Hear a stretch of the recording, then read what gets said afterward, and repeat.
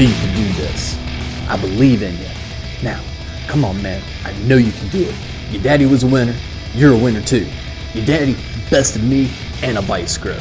You're dust proof. You're shock proof. You're waterproof. Waterproof, shock proof, dust proof, but not death proof. I'm about to kick this mod's ass.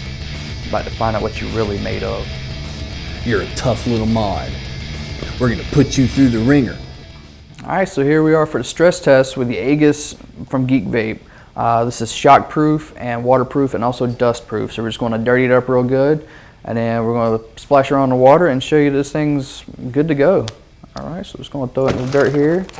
Get it nice and dirty, just drop some nasty all over it. And sprinkle some dirt in the top there.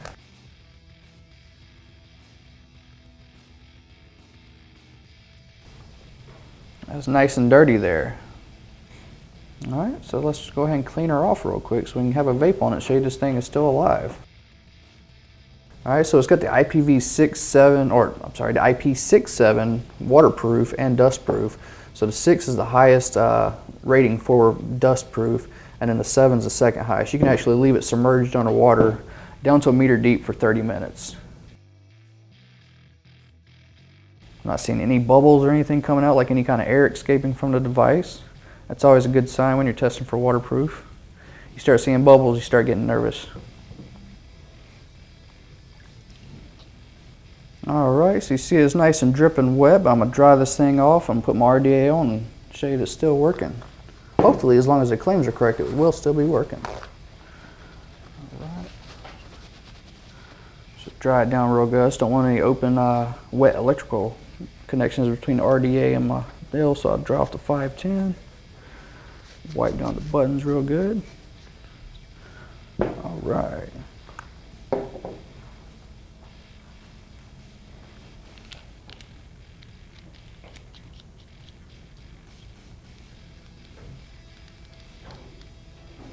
We have life. And she's still firing. There's no issues with the screen or anything. She's still open, good to go. Alright, so we're going to do some shock tests with this AEGIS from Geekvape, just kind of show how strong the thing can be. That was a nasty fall. But let's see how the damage looks on it. I don't see any marks on the device whatsoever. But true test to see how well it still works. Alright, so it stood the test of a casual fall or an accidental bump off a table. So let's see what happens when you actually try to throw this guy. Alright. That was a lot harder fall than just getting bumped off the table. Looks like it did knock the little ring out there, but that should just fall right back into place. Other than that, I'm not seeing any marks on the device whatsoever. Let's see if she still powers on. And she's back alive. So at this point, the review and the stress tests are already over, so we decided to get a little extreme with things. Obviously, you don't want to try this on. This is just to see what this mod's really made of. First, we had Brian sit there and drop it 5 times just to see what kind of toughness it had on the concrete. As you see, he's dropping it now. On the 5th time, the screen cover actually popped off, releasing the button and everything. Now it looks pretty bad, but it's actually just the adhesive on that screen cover pulled loose. The device is still watertight at this point. It actually has a silicone seal in there. Screen still comes on, everything still fires. The mod is still in working order at this time. So he decided to take things a little further, and he's setting it up now to run it over with his car.